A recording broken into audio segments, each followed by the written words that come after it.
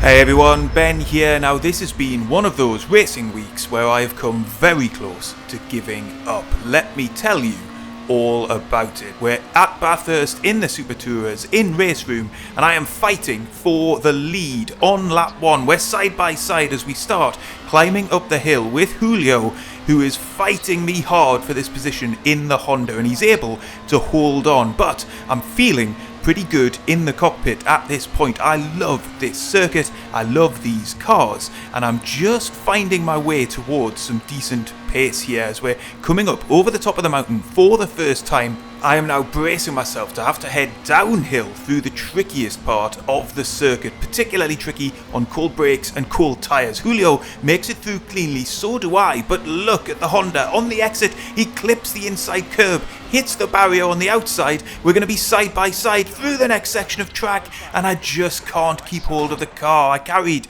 too much speed there, trying to get the position, and I think I got a little bit of a tap from behind as well, but I've got to take responsibility for this one myself. I was just overeager. I sensed the opportunity to get into the lead of this race, and it was a big, costly mistake because that put me all the way towards the back of the field. In fact, I was plumb last after this on lap 1, and essentially my race was over.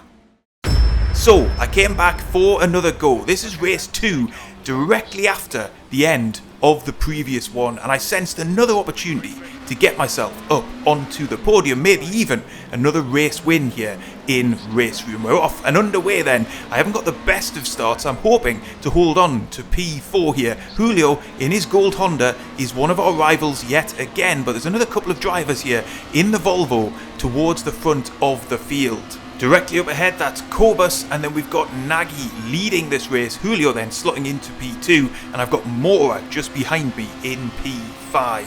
All to play for then as we climb the mountain for the first time, and just about everybody there neat and tidy as we start to ascend. I've got to keep my eyes peeled here though, because it only takes one mistake from a driver up ahead for a big pile-up to take place, and as we saw on the last race attempt, I was the one who made that mistake heading down the mountain. So I'm wary of that. I just want to get through this opening lap in one piece. I'm not going to be trying any big moves early on in this race. I'm confident enough in my pace that I'm hopeful of being competitive towards the front of this field, and I've already given myself a bit of breathing space behind Mora, 1.3 seconds back as we reach the top of the mountain. Nagy still leading in this one, Julio following on, and then Cobus as we come down the hill for the first time. Very, very tight and tricky in these cars. It's always feeling like something of a gamble when you come down the mountain. And here we go then, into the part of this lap where I binned it last time round, and this time around I'm able to get through safely and actually picked up quite a nice apex there. I should be in the slipstream, and just checking my rear view mirror, I've got a decent gap to Mora as well, and you can see the lead two drivers weaving side to side across the circuit. That is going to be a bit of a theme of this race. It's going to be a cause of some of my frustration as well later on. For now, I'm challenging Cobus as we get towards the big braking zone for the left and right hander. But as I say, I'm not looking to end my race on lap 1 again. I was relatively cautious there. Up ahead, Julio has managed to squeeze past the weaving Nagy and into the lead of this race as we round the final corner to finish lap 1. But Julio's overcooked it. He's off, tags the barrier, and that's going to give me a chance to get up into P3. Nagy was slow through that corner as well. Cobus is going to challenge him, but for the time being, I'm just happy to be in the podium spots. And yes, Cobus did get up into the lead. We're on to lap 3, and I'm now having to deal with the weaving Nagy, trying to find space on track to mount an overtaking move here. Now, you'll have to let me know what you think of those kinds of weaving tactics on circuit in the comments, as I'm trying to get around his outside as we start to climb the hill once again. I've got to say, from my perspective in cockpit, that feels to me excessive. I know, of course, it makes sense to try and break a toe on circuit, as again I'm trying to squeeze down the inside there, but just not enough room. But to go from side to side to side to side, that just doesn't feel like fair racing to me. But for now at least, we are where we are. I've got to try and deal with it in the cockpit and hope that his excessive movement across the track actually leads to him making a critical mistake, and I'm able to find a way past. That's what my mind has to focus on as once again we reach the top of the mountain. Very often as you're following in traffic down this part of the circuit, you've really just got to drive to the car up ahead of you, and you could see Nagy was struggling there down that part of the circuit, and it's put me under pressure from Julio behind as well. Thankfully, all of us were sensible through there. Oh, but look at that, Nagy very slow through the final corner as we get onto the long back straight. Is that going to give me enough momentum to close in on him? Well, once again, he's swerving from side to side across the track, but I am close enough, I think, to get alongside. However, that Volvo is rapid in a straight line, and if I'm not in the slipstream, then he's able actually to pull away from me down the big straights. So I'm going to have to get my thinking cap on as to what the right approach here is going to be in order to force a move home, because as it stands, I'm not quite sure where the opportunity is going to arise. We're coming into the final corner. I'm nowhere near close enough to dive down the inside. I was just trying to give him something to think about there through the final corner. We're going to be on to the next lap here then. Even on the start-finish straight, he's moving back across the track.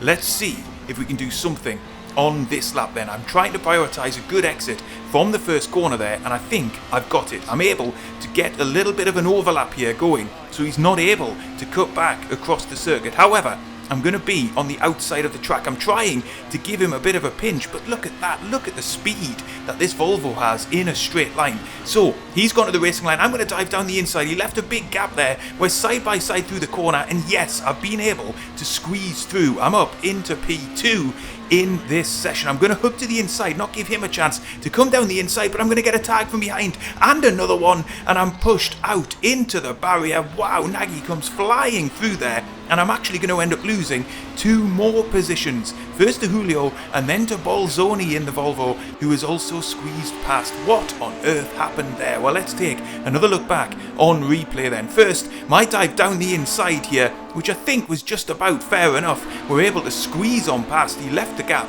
on the inside, and then we just get a couple of nudges out into the barrier. You couldn't really see it from that point of view. We'll take another look from a different vantage point on board here with Nagy. You'll see he's carrying way more pace than I am, and twice we do get a little tap, and that's enough to put me out wide. It's enough to mean that Nagy retains the lead. We're on to lap 5 then, and I've been able to catch up with the back of the pack pretty quickly. We're running in P5, Bolzoni is up ahead, Julio is tackling Nagy now, and once again he is moving from the right to the left all the way down the Conrod straight here. So what am I going to be able to do here? I've got to try and pick up any pieces that come from this 3-wide battle now as we're heading into the braking zone. Surely this cannot end well. There's contact between Julio and Nagy. There's more contact between Bolzoni and Nagy. Julio's off to the right hand side, and just like that I'm able to get right the way through the middle, and it's now me back up into P3 chasing Nagy once again. We see it on replay here. All kinds of little bits of contact kicking off there as drivers were vying for space. A big hit for Bolzoni into the barrier. But as we get back to the live action on lap 6, it is as you were. Corbus, he's disappeared off in P1. He's going to win this race as things stand. I am still stuck behind Nagy as once again we come through the right and the left, the steep downhill section here, and I'm just hoping upon hope that at some stage before the end of this race, with not that long left to go, just a couple of minutes of race time, so we'll have the rest of this lap and one more, I'm able to execute a pass here. I'm tucked nicely underneath the Volvo's rear wing here, and look off to the left hand side. There's a yellow flag out, and that is the race leader. I'm assuming he must have underfueled his car, so this battle with Nagy is now for the race win. We're on the outside here, but that will become the inside, but I just cannot keep pace with this Volvo. Now Nagy is going to defend. I'm going to swing to the outside. We're side by side, a nose ahead, heading into the corner, but Nagy defends there, and he's able to barge his way back up into the lead. And wow, this is going to be a nail-biting climax to this race. Once again, I'm shaping to the inside, not really with a hope of lunging down into this tight left-hander, more just to give him something to think about once again. We're going to cross the start-finish line then onto the final lap of this race. And well, the race win is there to be had, but it's not going to be easy. And actually, in the end, it was impossible. The final time down the big back straight, and look what happened.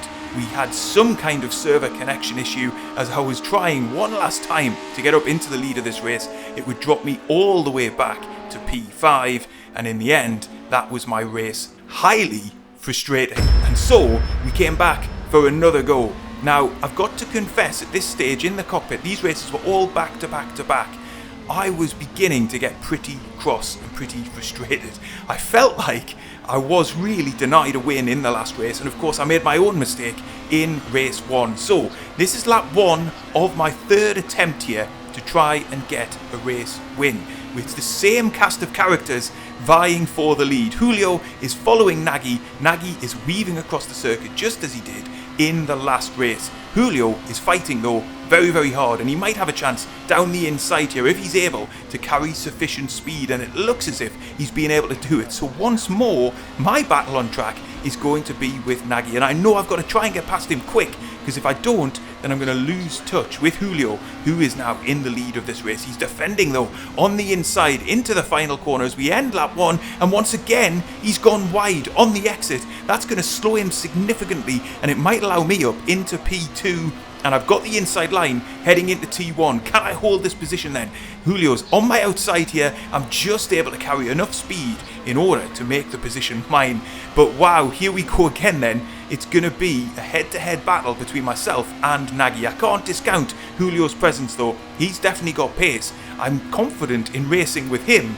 I'm not so confident in racing with Nagy. Let's see how this plays out, as once more then we're going to be climbing the mountain. I had more speed into the braking zone there, but there was nowhere to go. We were able to follow nose to tail over the top of the mountain, and as we get onto the back straight once again, I am once more trying to put pressure on to get alongside him. There's just nothing doing there. I'm going to have to settle in to the slipstream and then try and launch myself through the chicane before the end of the lap. Let's see what happens here then as we're coming through the corner. He's going to go to the inside once more. I'm going to try and get around his outside, but really I'm not close enough. So I'm just prioritising here a better exit into the final corner, potentially at least, to then get alongside. But it doesn't look as if I'm going to have the pace before the end of this lap.